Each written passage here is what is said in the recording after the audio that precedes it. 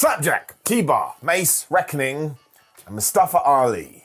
For some reason, we didn't change his name. This is Retribution, though, a group that was formed in 2020, and you do have to feel sorry for Shane Thorne, Dominic Dijak, Mia Yim, Mercedes Martinez, and Dio Madden, because they had no chance in hell as soon as they did get put into this stable. I mean, listen to the names I just read out to you, and also look at the masks. I mean, I don't want to be horrible, but that's probably something I would have drawn when I was 12. Not true, I'm a terrible drawer. Mostly though, it was just such a last minute thrown together mess during the pandemic, and I will say that's the only reason that it does get a small asterisk by me. Because so many people were throwing things at the wall during COVID times because nobody knew what the flood was going down. But yeah, I get it. How do we keep interest up when we don't have fans in the arena? But I'm also happy to tell you, Retribution wasn't it. I also think this was the opposite of what we should have been doing our audience, which was providing a distraction and providing entertainment. And of course, this was looking out into the real world and trying to tie into what was happening there. And nobody needed more of that stuff when you were watching your TV, because believe you me, it was kind of crap all round. But still, on the 3rd of August, Raw, all of a sudden the lights started to flicker, which does happen in pro wrestling a lot, when we did see a bunch of masked hooligans, I suppose, set fire to a generator. How dare they? Later on in the week, they returned on SmackDown to beat up the commentary team and cut the ring ropes with a chainsaw. And you have to forgive me for laughing, but once again, this is something that a 16-year-old comes up with when they're trying to write edgy novel. Like, oh, you know what would be cool? Chainsaws, and somebody goes through a ring rope. You're like, okay, well, that does sound cool. But actually, what have you achieved? Especially because when we got to Raw, the ring ropes were back because WWE can afford new ring ropes. On the August 10th Raw 2, they just smashed a bunch of windows, and I remember thinking this at the time, and I'll say it again now. All that came into my brain was, well, their parents are probably going to be pretty mad. Now, it was made pretty clear that Retribution's big problem was just WWE in general. They're a big corporate entity doing terrible things. But how petty vandalism was going to stop that I do not know, when it all went bad because we took this narrative and we threw it in the toilet. Because it was around about halfway through September when it was announced that yes, Retribution had signed exclusively with Raw, which does bring up a couple of questions. One, why would the Red brand want to sign a bunch of people that actively said we want to destroy you? And two, if you sign contracts to be part of the company that you're actively saying is a bad company, then you have absolutely no morals, you don't know what you're talking about, and this story makes no sense. Now, T-Bar would go on to claim that in the contract it said we can do whatever the hell we want, but how on earth would that ever be a thing? Nobody would put that in writing, because WWE every single week would go, listen, guys, this is costing us a lot of money, because every week they just cut the ring ropes. It would just make your life so much harder, and then what happened in their first proper match? He lost to the Hurt Business via disqualification.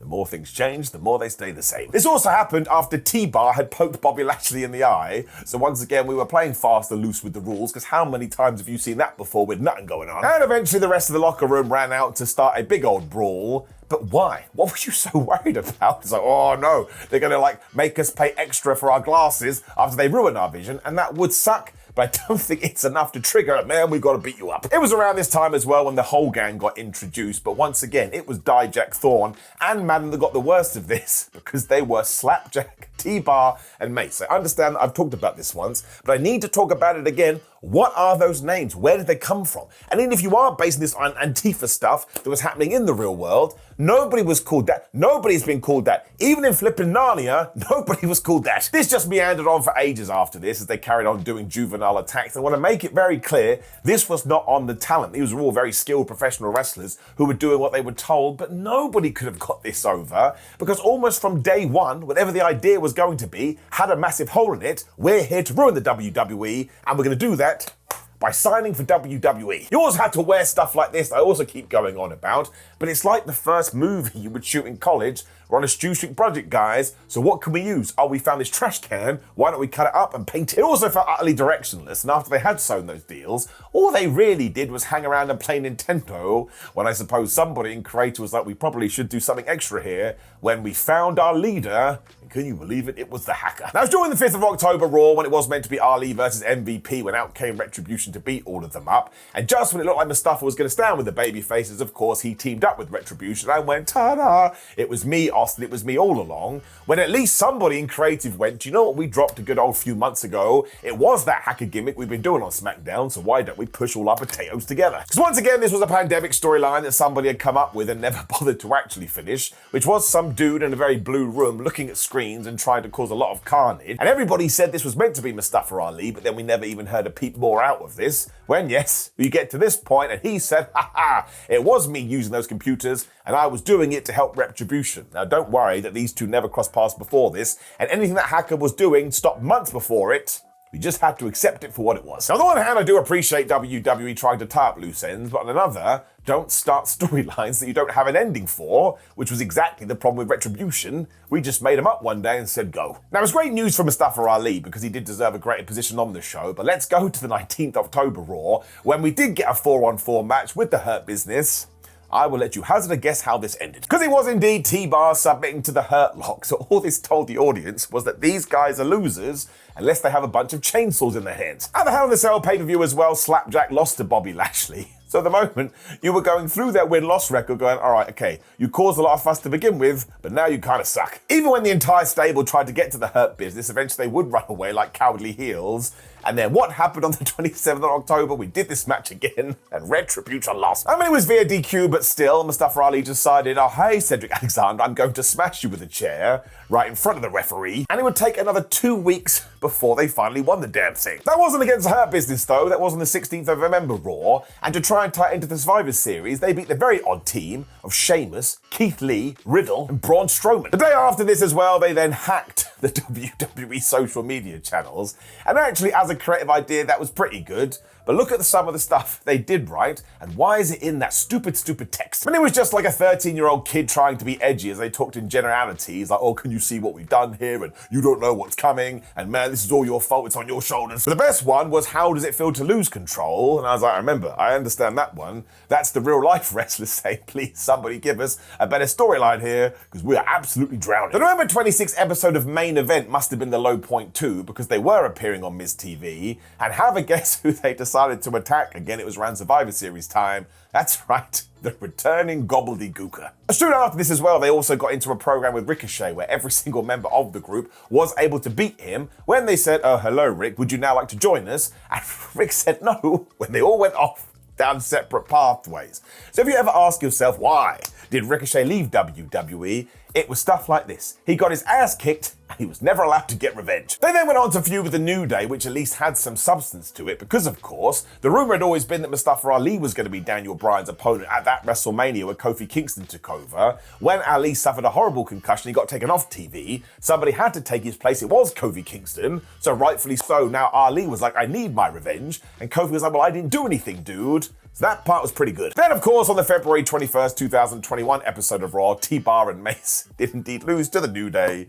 So we may as well have just looked at Mustafa Ali and said, haha, you absolutely suck, go do something else. That was actually true as well, because Ali did kick off after this and said, you guys are not very good, when he took on Riddle at Fastlane. And yes, he lost there too, where eventually Retribution did fall out with each other, because it turned out they were no longer on the same page. But why were they on the same page to begin with? I don't know. So it just meant that Mace and friends did walk away from Mustafa as he sat there looking all sad. But actually the best part is what happened after this, because Ali started to team up with Mansoor as Mace and T-Bar remained a team. But what happened a couple of years after this, whatever the flub it was, I forget the timeline, Marseille and Mansoor became the Maximum Male Models. And while they did get released from WWE, they have taken that gimmick and ran with it. So maybe if you don't get Retribution, you don't get those two together. And right now in 2025, so that's 2026, they are personification of Goofy Wrestling for life. They make me laugh and they're awesome, so I will take Retribution if it leads me to that. Of course, WWE couldn't help themselves, so Reckoning and Slapjack just disappeared from our screens when poor Mace and T-Bar were broken up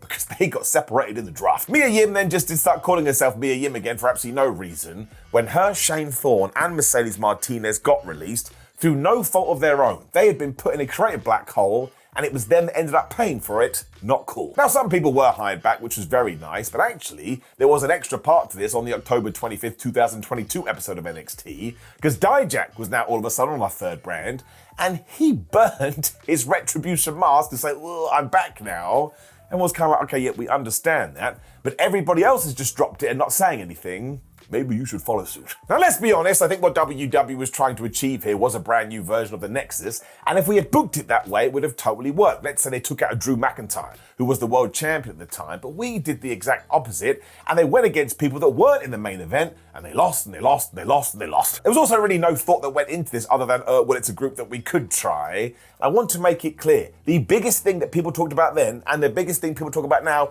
is the chainsaw, which is just such a stupid idea. Unless it's attached to like a Lancer in Gears of War, it's a different video. Nearly every review about the group said the same thing as well, and that was they're meant to be dangerous, but they're anything but. And the word unfocused kept coming up time and time again, as well as the obvious comparisons to the Antifa corporations that were out there. But once again, it was a loose tie-in, and not something you wanted to see on your wrestling television. I just don't think the fans wanted this. They were desperate for an escape at the time. And yeah, by the time you have a bunch of rebels sign a contract, what else are you going to flub and do? You can't rally against the system if you are the system, and surprise, surprise, when it came to the end of year awards, guess who got worst gimmick once again through no fault of their own? It was Retribution. You just weren't allowing these members to use the tools they had amassed over the last few years, and Fightful Select reported this as well. Even people in the company were like, this comes off like a bad B movie, or even worse, a C video game. They weren't wrong. So it really was just a lack of motivation, or at least panic in the WWE creative team that came up with this, and without putting any extra thought into it, just went, we've got that guy, we've got this guy, and those two are quite big, so they'll be able to come across as intimidating, but it's all about your actions, not just how your physique looks, and after a while, it just felt like kids in the playground trying to like graffiti on the wall. Think about what we could have done with all of these guys as well, given what they have done since. I mean, look at Mustafa Ali, he is totally flying. It's no wonder that eventually they weren't allowed to go any higher, because it's that classic thing when you do get put in a bad spot. All of a sudden the creative team thinks, well, it must have been down to them. When it comes to Retribution, it absolutely wasn't. You could have had The Rock, Steve Austin, and The Undertaker, and if you had booked them this way, it would have been a total bust.